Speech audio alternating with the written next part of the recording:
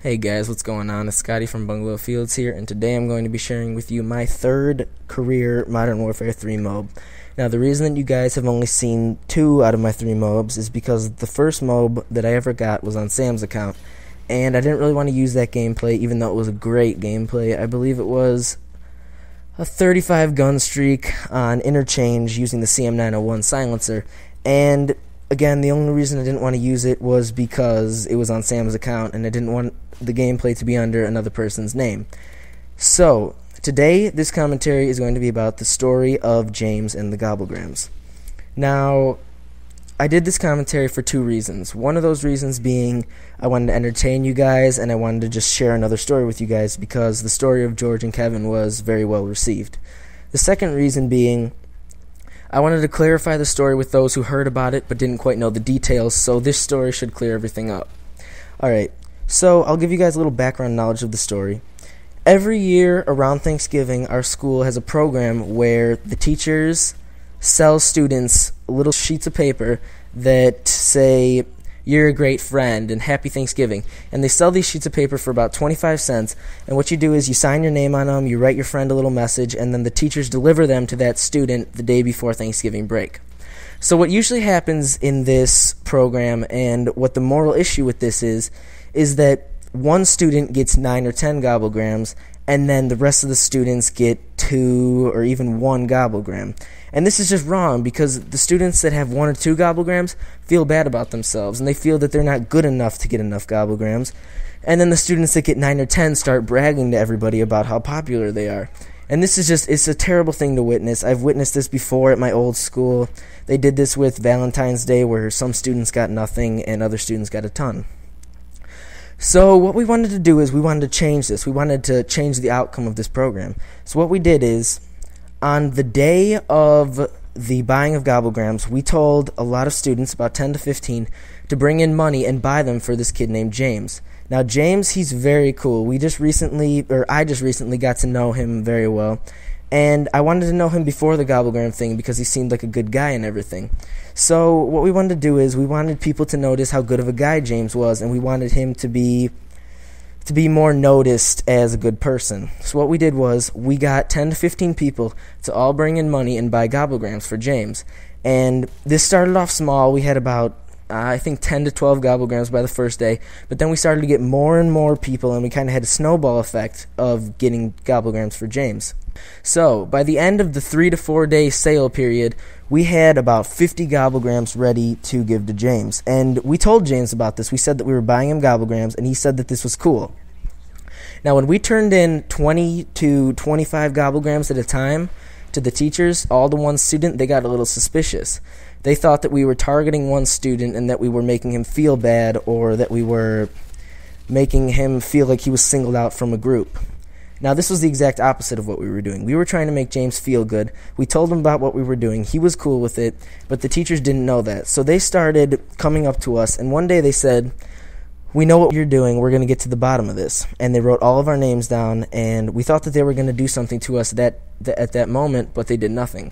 So this went on for a little bit. We didn't really buy James any more Gobble-Grams after this incident and after they talked to us. So we kind of stayed in the stationary period for about 3 to 4 days, and then on the day before we went to Thanksgiving break, or no, it was the day before the weekend of Thanksgiving break, they started calling us down to the dean's office because they wanted to talk to us about what we were doing. So we all had our names down on the list, so there was no hiding or anything like that. So we started getting called down one by one, and they would call our teacher and tell her to send us down to the office. So one by one, we were picked off into the dean's office, and we would come back and then warn each other of what was going on. So I believe that I was the last one to go into the dean's office. Before me was Noah, and he told me that they just asked about all of our friends and who was involved in this situation, and then to just answer all the questions honestly and truthfully. Then before me, Max was called down to the office, and Max, he's a great friend. He took all the blame for the Gobble-Grams, and for some reason, I'm not sure why, but he made it seem like none of us did anything, which was wrong, which we did do many things, but not in a bad way.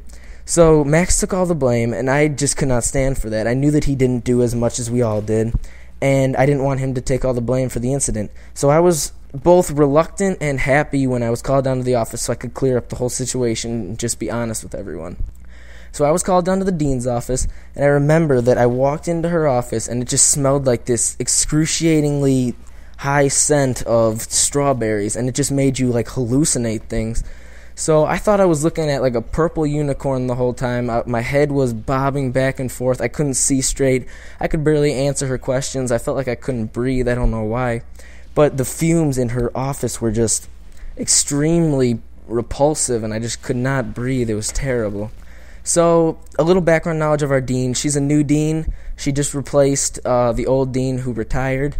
And this is her first year here, so she doesn't really know how the school runs and how everything happens.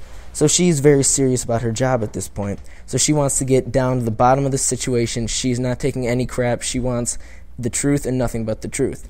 So I tell her everything I know. She asks me questions like, how do you think this could be viewed negatively? And how do you think this has a negative impact on the students around you? And I said, honestly, this is what we were doing, okay? We were trying to make one student feel good. We didn't want the same outcome of this event to be what it has been in the past years. We didn't want one student to get 10 Gobble-Grams and poor James to get 1 Gobble-Gram. We wanted to change the outcome of this event. So I told her that we were just doing something nice for a fellow student, and that this never meant to be something negative, but the teachers took it in a negative aspect. They warped it way past what it was supposed to be. They made it so that we couldn't do a nice thing for a student who we wanted to become friends with, and that's just completely wrong. So after that, I was taken back to my classroom, and everything was fine. We went to Thanksgiving break, but at the end of Thanksgiving break, they called my parents and told us that we were participating in mob action. Now, I didn't even know that existed in a middle school setting, but apparently it does. So I told my parents the whole cause of this situation, and they agreed that we were doing the right thing, and we were doing the right thing. We just wanted to make James feel good and everything. So nothing happened after that. Everything was fine, and we became great friends with James and such. But I don't know what happened with this whole situation. I don't know how it got warped so far out of proportion. But if you guys have anything to say about this, if you agree with me, if you disagree, if you have another side of the conversation, I'd like you guys to share it in the comments. I'd greatly appreciate it. Alright guys, thanks for watching. I hope you enjoyed this commentary. It was a lot of fun to make, and I just wanted to share the story of James and the Gobble-Grams. Thanks for watching guys. Subscribe, comment, rate. I will see you guys later.